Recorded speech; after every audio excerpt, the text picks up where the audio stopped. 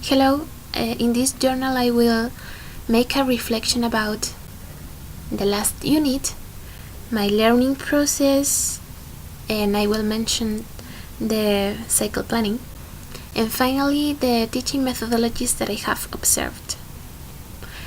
In the last unit we talked about inclusion, how this concept differs from integration and its challenges in education.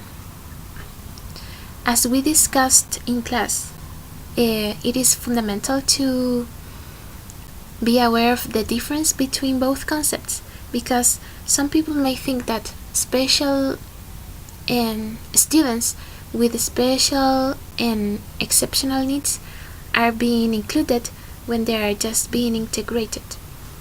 Some people may think that this is not a big problem, but in fact it is, especially when it comes to making policies of inclusive education, for instance.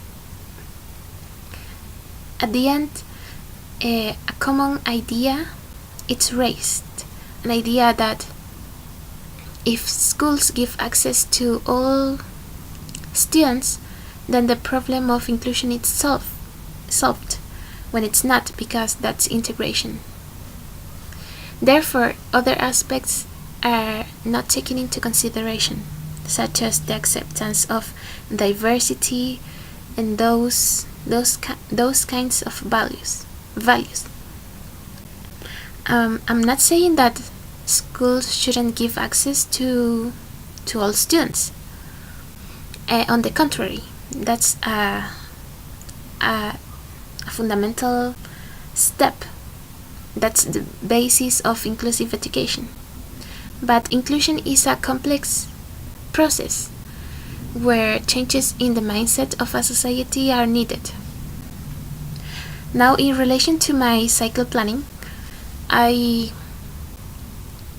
continued with the same goal that I proposed on the last planning, which was improving my listening skill by watching videos and taking notes. Even though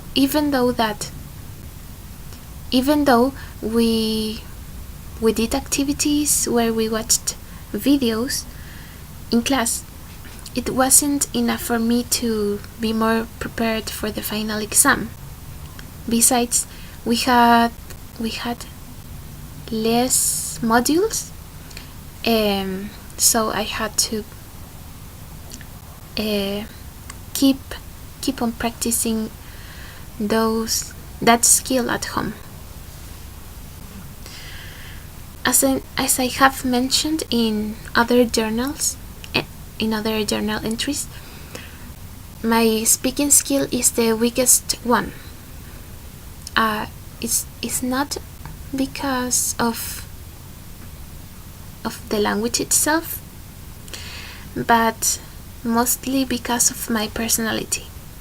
As long as I remember, I always had troubles with my speaking when I tried to speak in public or express my ideas. Also, sometimes I think too much the things that I want to say, so at the end I don't say anything. This semester hasn't been that different. However,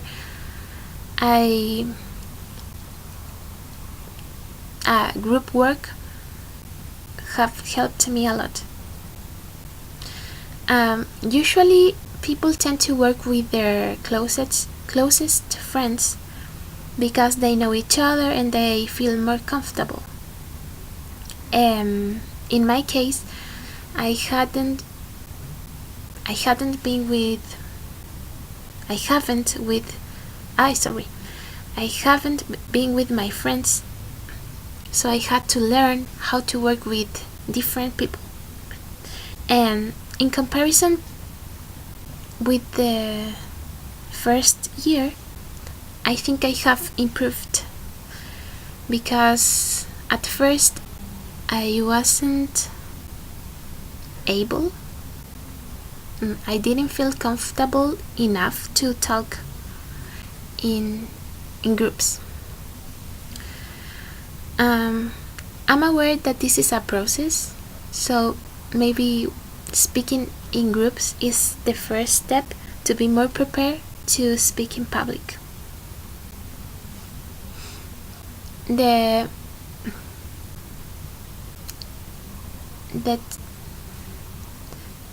topic of being confident is really important when you are a teacher.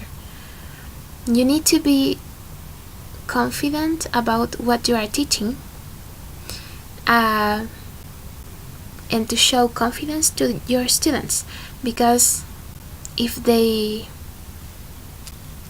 discover your weak side, if you're shy, for instance, they can be mean at you.